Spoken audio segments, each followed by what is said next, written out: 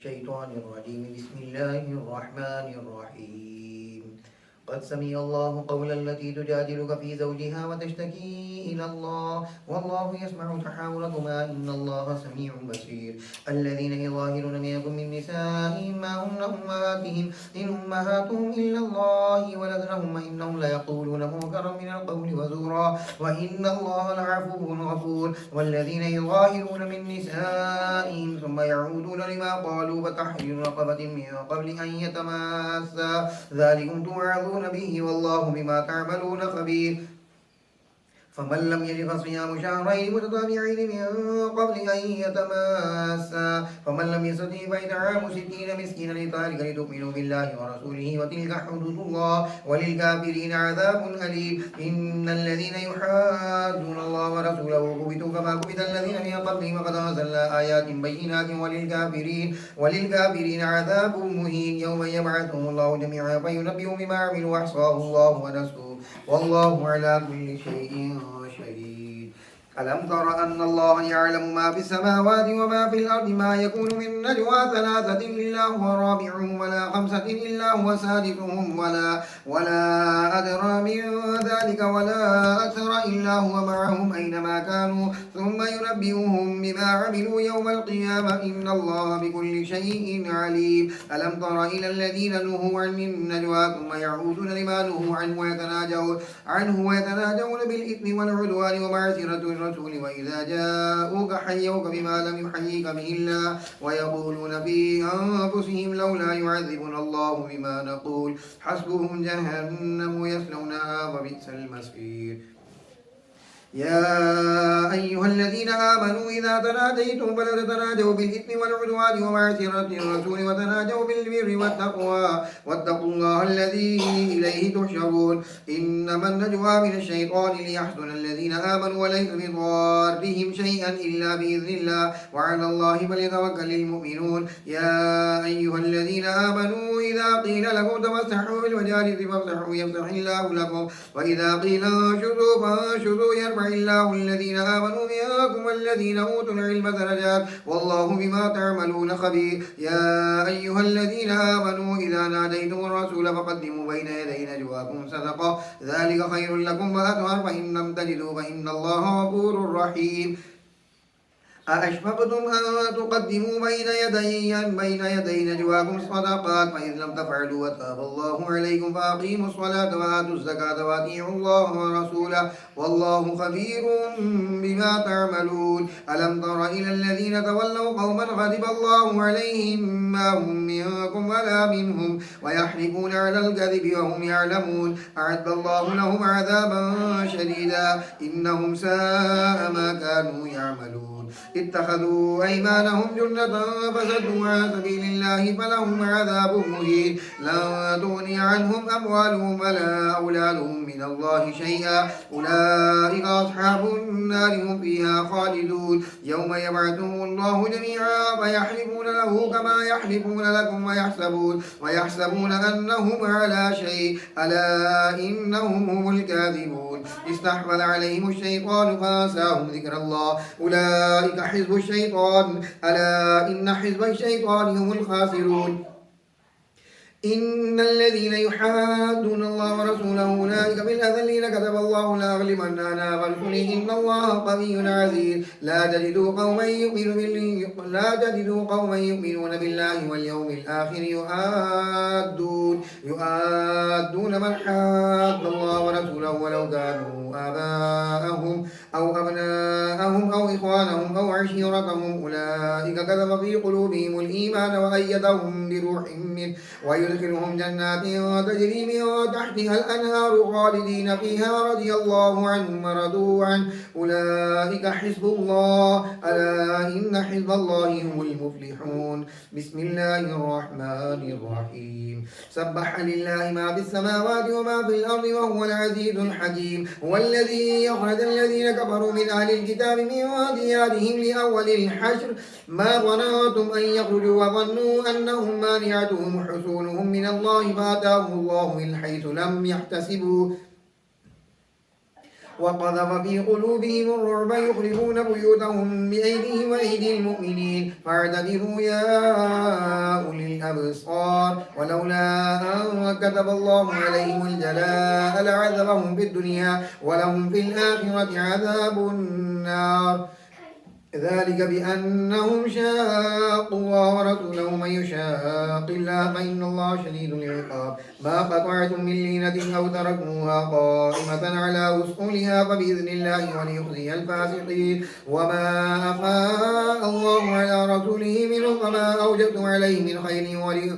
من خيل ولا ركاب ولكن الله يسلط رسله على من يشاء والله على كل شيء قدير ما أفاء الله على رسوله من أهل القرى فلله وللرسول ولذي القربى واليتامى والمساكين وابن السبيل كي لا يكون دونة بين الأغنياء منكم وما آتاكم الرسول فخذوه وما نهاكم عنه فاتوه واتقوا الله إن الله شديد العقاب للفقراء المهاجرين الذين أخرجوا من ديارهم وأموالهم يبتغون فضلا من الله ورضوانا وينصرون الله ورسوله أولئك هم الصادقون والذين تبوأوا الدار والإيمان من قبلهم يحبون من هاجر إليهم ولا يجدون في صدورهم حاجة مما أوتوا ويؤثرون على أنفسهم ولو كان بهم خصاصة ومن يوق شح نفسه فأولئك هم المفلحون والذين جاءوا من بعدهم يقولون ربنا اغفر لنا ولإخواننا الذين سبقونا بالإيمان ولا تجعل في قلوبنا غلا للذين آمنوا ربنا إنك رؤوف رحيم ألم تر إلى الذين نافقوا يقولون لإخوانهم الذين كفروا من أهل الكتاب لئن أخرجتم لنخرجن معكم ولا نطيع فيكم أحدا أبدا وإن قتلتم لننصرنكم والله يشهد إنهم لكاذبون لئن أخرجوا لا يخرجون معهم ولئن قتلوا لا ينصرون ولئن نصروهم ليولن الأدبار ثم لا ينصرون لأنتم أشد رهبة في صدورهم من الله ذلك بأنهم قوم لا يفقهون لا يقاتلونكم جميعا إلا في قرى محصنة أو من وراء جدر بأسهم بينهم شديد تحسبهم جميعا وقلوبهم شتى ذلك بأنهم قوم لا يعقلون كمثل الذين من قبلهم قريبا ذاقوا وبال أمرهم ولهم عذاب أليم كمثل الشيطان إذ قال للإنسان اكفر فلما كفر قال إني بريء منك إني أخاف الله رب العالمين فكان عاقبتهما أنهما في النار خالدين فيها وذلك جزاء الظالمين يا أيها الذين آمنوا اتقوا الله ولتنظر نفس ما قدمت لغد واتقوا الله إن الله خبير بما تعملون ولا تكونوا كالذين نسوا الله فأنساهم أنفسهم أولئك هم الفاسقون لا يستوي أصحاب النار وأصحاب الجنة هم الفائزون لو أنزلنا هذا القرآن على جبل لرأيته خاشعا متصدعا من خشية الله وتلك الأمثال نضربها للناس لعلهم يتفكرون هو الله الذي لا إله إلا هو عالم الغيب والشهادة هو الرحمن الرحيم هو الله الذي لا إله إلا هو الملك القدوس السلام المؤمن المهيمن العزيز الجبار المتكبر سبحان الله عما يشركون هو الله الخالق البارئ المصور له الأسماء الحسنى يسبح له ما في السماوات والأرض وهو العزيز الحكيم بسم الله الرحمن الرحيم يا أيها الذين آمنوا لا تتخذوا عدوي وعدوكم أولياء تلقون إليهم بالمودة وقد كفروا بما جاءكم من الحق يخرجون الرسول وإياكم أن تؤمنوا بالله ربكم إن كنتم خرجتم جهادا في سبيلي وابتغاء مرضاتي تسرون إليهم بالمودة وأنا أعلم بما أخفيتم وما أعلنتم ومن يفعله منكم فقد ضل سواء السبيل إن يثقفوكم يكونوا لكم لكم أعداء ويبسطوا إليكم أيديهم وألسنتهم بالسوء وودوا لو تكفرون لن تنفعكم أرحامكم ولا أولادكم يوم القيامة يفصل بينكم والله بما تعملون خبير قد كانت لكم أسوة حسنة في إبراهيم والذين معه إذ قالوا لقومهم إنا براء منكم ومما تعبدون من دون الله كفرنا بكم وبدا بيننا وبينكم العداوة والبغضاء أبدا حتى تؤمنوا بالله وحده إلا قول إبراهيم لأبيه لا أستغفرن لك وما أملك لك من الله من شيء ربنا عليك توكلنا وإليك أنبنا وإليك المصير ربنا لا تجعلنا فتنة للذين كفروا واغفر لنا ربنا إنك أنت العزيز الحكيم لقد كان لكم فيهم أسوة حسنة لمن كان يرجو الله واليوم الآخر ومن يتول فإن الله هو الغني الحميد عسى الله أن يجعل بينكم وبين الذين عاديتم منهم مودة والله قدير والله غفور رحيم لا ينهاكم الله عن الذين لم يقاتلوكم في الدين ولم يخرجوكم من دياركم أن تبروهم وتقسطوا إليهم إن الله يحب المقسطين إنما ينهاكم الله عن الذين قاتلوكم في الدين وأخرجوكم من دياركم وظاهروا على إخراجكم أن تولوهم ومن يتولهم فأولئك هم الظالمون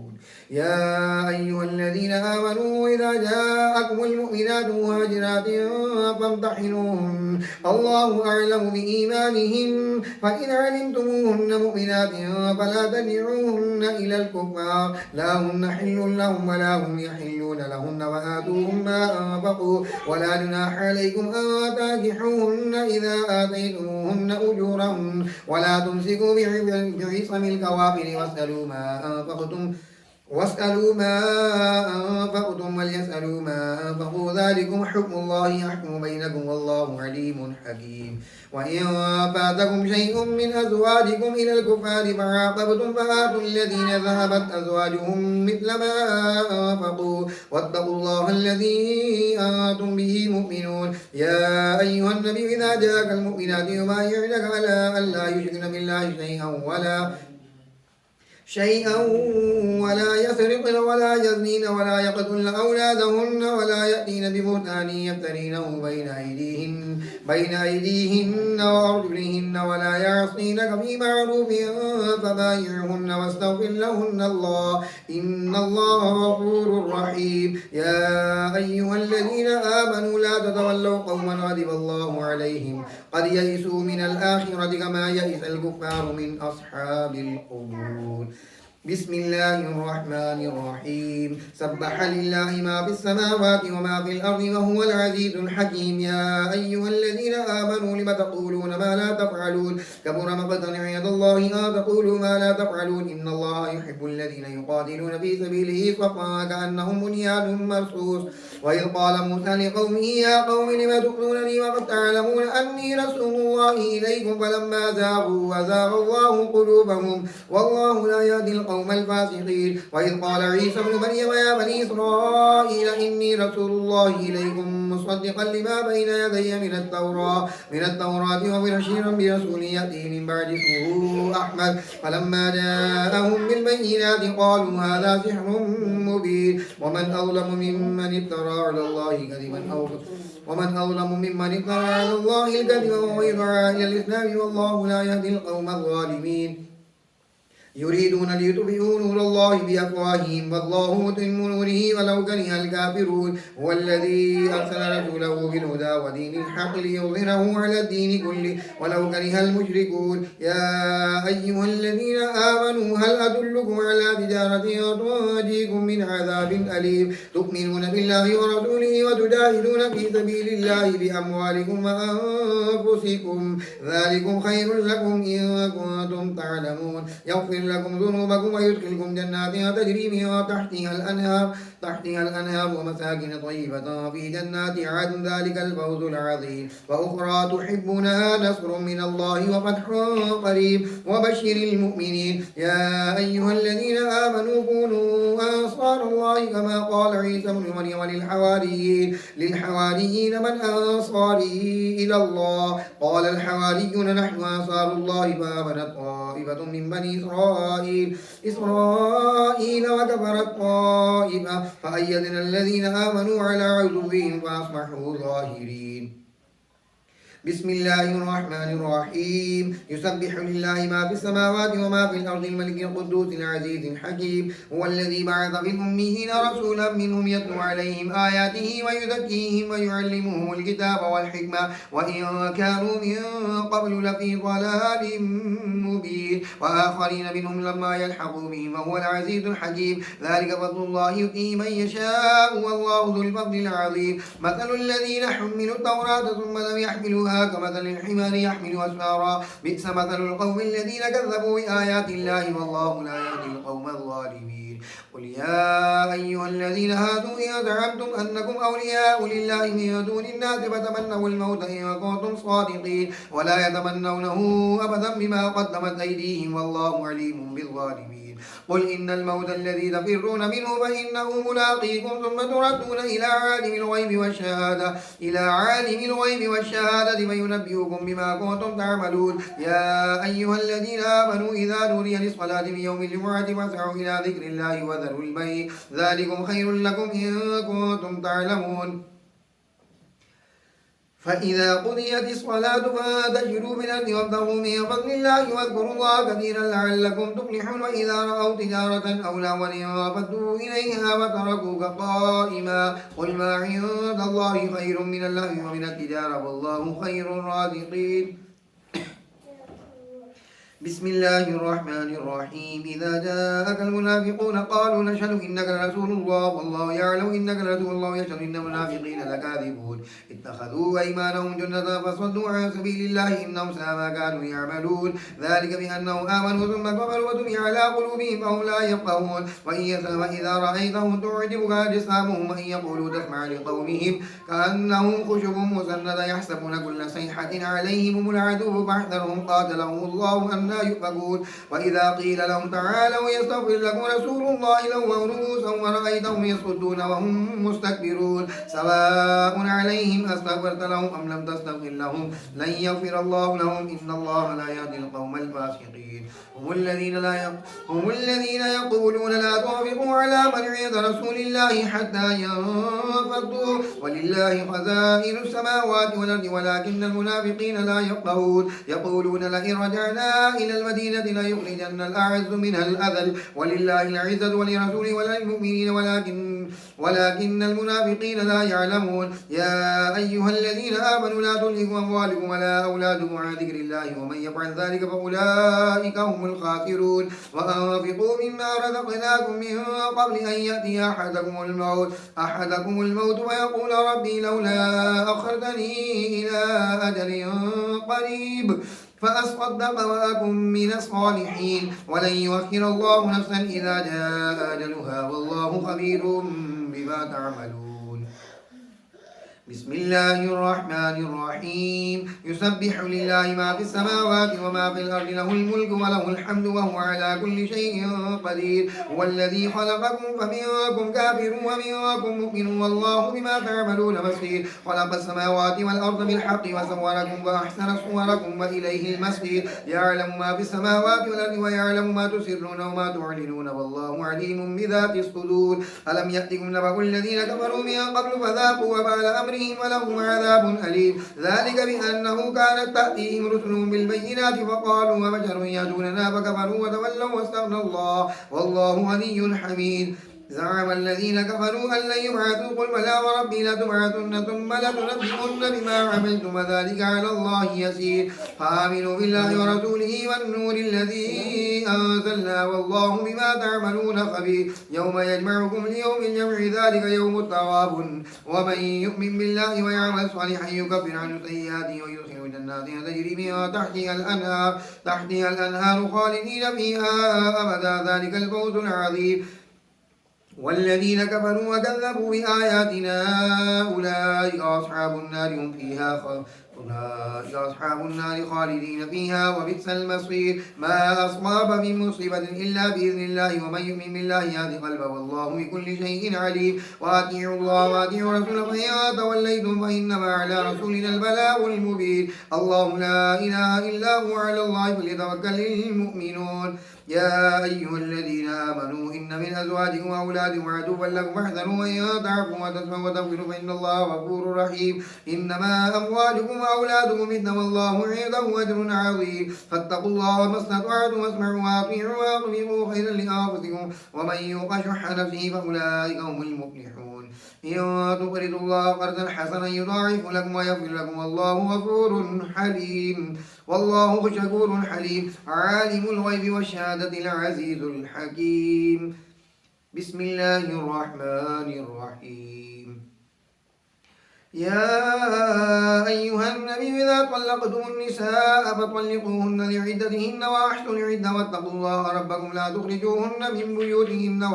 ولا يخرجن إلا أن يأتين بفاحشة مبينة وتلك حدود الله ومن يتعد حدود الله فقد ظلم نفسا لا تدري لعل الله يحدث بعد ذلك أمرا فإذا بلغن أجلهن فأمسكوهن بمعروف أو فارقوهن بمعروف وأشهدوا ذوي عدل منكم وأقيموا الشهادة لله ذلك يوعظ بما كان يؤمن بالله واليوم الآخر ومن يتق الله يجعل له من أمره يسرا ومن يتق الله يجعل له مخرجا ويرزقه من حيث لا يحتسب ومن يتوكل على الله فهو بالغ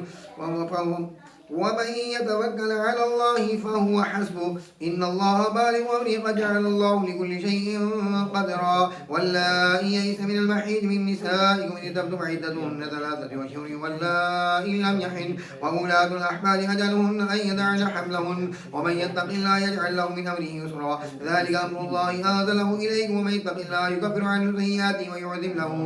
أجرا أسكنوهن من حيث سكنتم من وجدكم ولا تضاروهن لتضيقوا عليهن وإن كن أولاد حمل فأنفقوا عليهن حتى يدعن حملهن فإن أرضعن لكم فآتوهن أجورهن ولا تأتمروا بينكم بمعروف وإن تعاسرتم فسترجع له أخرى لينفق ذو سعة من سعته وما قدر عليه رزقه فلينفق مما آتاه الله لا يكلف الله نفسا إلا وسعها سيجعل الله بعد عسره يسرا وكأي من قرية عدت عن أمر ربها ورسله فحاسبناها حسابا شديدا وعذبناها عذابا نكرا فذاقت وبال أمرها وكان عاقبة أمرها خسرا أعد الله لهم عذابا شديدا فاتقوا الله يا أولي الألباب الذين آمنوا قد أنزل الله إليكم ذكرا رسولا يتلو عليكم آيات الله مبينات ليخرج الذين آمنوا وعملوا الصالحات من الظلمات إلى النور ومن يؤمن بالله ويعمل صالحا يدخل جنات تجري من تحتها الأنهار خالدين فيها أبدا قد أحسن الله له رزقا الله الذي خلق 7 سماوات ومن الأرض مثلهن يتنزل الأمر بينهن لتعلموا أن الله على كل شيء قدير وأن الله قد أحاط بكل شيء علما بسم الله الرحمن الرحيم يا أيها النبي لم تحرم ما أحل الله لك تبتغي مرضات الله والله غفور رحيم قد فرض الله لكم تحلة أيمانكم والله مولاكم وهو العلي الحكيم وإذ أسر النبي إلى بعض أزواجه حديثا فلما نبأت به وأظهره الله عليه وعرف بعده وأعرض عن بعد فلما نبأها به قالت من أنبأك هذا قال نبأني العليم الخبير إن تتوبا إلى الله فقد صغت قلوبكما وإن تظاهرا عليه فإن الله هو مولاه وجبريل وصالح المؤمنين والملائكة بعد ذلك ظهير عسى ربه إن طلقكن أن يبدله أزواجا خيرا منكن مسلمات مؤمنات قانتات تائبات عابدات سائحات طيبات وأبكارا يا أيها الذين آمنوا قوا أنفسكم وأهليكم نارا وقودها الناس